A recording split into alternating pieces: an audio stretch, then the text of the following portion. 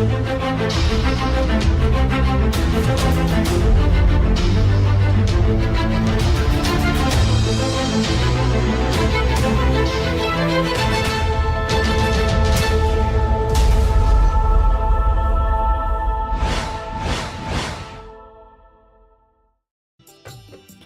Friends, आपका फिर से स्वागत है हमारे YouTube चैनल वास्तु शास्त्र फेंग शुई टिप्स में।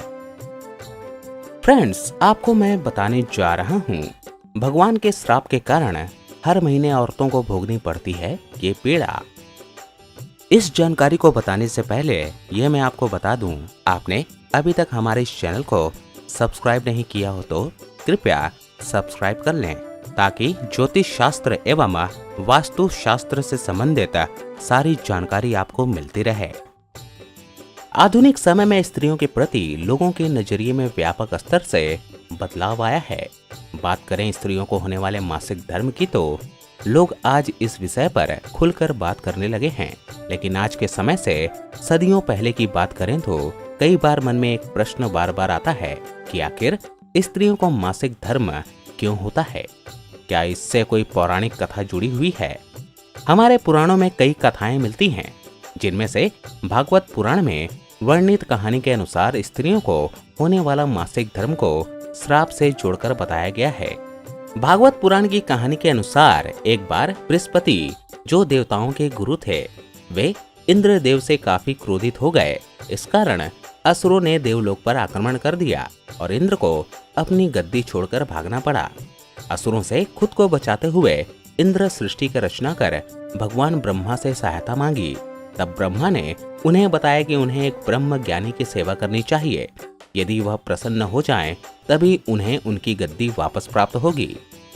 आज्ञा अनुसार इंद्रदेव एक ब्रह्म ज्ञानी की सेवा में लग गए, लेकिन वे इस बात को नहीं जानते थे कि उस ज्ञानी की माता एक असुर थी। इसलिए उसके मन में असुरों के लिए एक विशेष स्थान था। इंद्रदेव द्वारा अर्पित की गई सारी हवन की सामग्री जो देवताओं को चढ़ाई जाती थी, वह ज्ञानी उसे असुरों को चढ़ा रहा था। इससे उसकी सारी सेवा भंग हो रही थी। जब इंद्रदेव को सब पता लगा तो वे बेहद क्रोधित हो गए और उन्होंने उस ब्रह्म ज्ञानी की हत्या कर दी। एक गुरु की हत्या करना घोर पाप था, जिस कारण उन पर ब्रह्म हत्या का पाप आ गया। ये पाप एक भयानक राक्षस के रूप में इंद्र का पीछा करने लगा।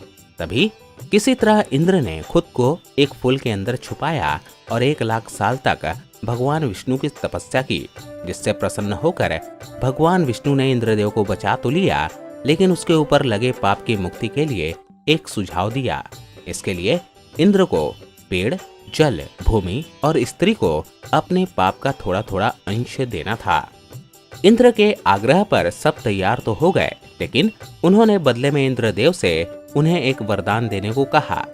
सबसे पहले पेड़ ने उस पाप का 1/4 हिस्सा ले लिया, जिसके बदले में इंद्र ने उसे एक वरदान दिया। वरदान के अनुसार पेड़ चाहे तो स्वयं ही अपने आप को जीवित कर सकता है। इसके बाद जल को पाप का हिस्सा देने पर इंद्रदेव ने उसे अन्य वस्तुओं को पवित्र करने की शक्ति प्रदान की। यही कारण है कि हिंदू धर्म में आज भी जल को पवित्र मानते हुए पूजा पाठ में इस्तेमाल किया जाता है। तीसरा पाप इंद्रदेव ने भूमि को दिया। इसके वरदान स्वरूप उन्होंने भूमि से कहा कि उस पर आई कोई भी चोट हमेशा भर जाएगी। अब आखिरी बारी स्त्री की थी। इस कथा के अनुसार स्त्री को पाप का हिस्सा देने के फलस्वरूप उन्हें हर महीने मासिक धर्म होता है, लेकिन उन्हें वरदान देने के लिए इंद्र ने कहा कि महिलाएं पुरुषों से कई गुना ज्यादा काम का आनंद उठाएंगी। तो ये थे फ्रेंड्स, भगवान के श्राप के कारण हर महीने औरतों को भोगनी पड़ती है ये पीड़ा। ये वीडियो आपको पसंद आया हो तो कृपया लाइक और शेयर करना ना भूलें।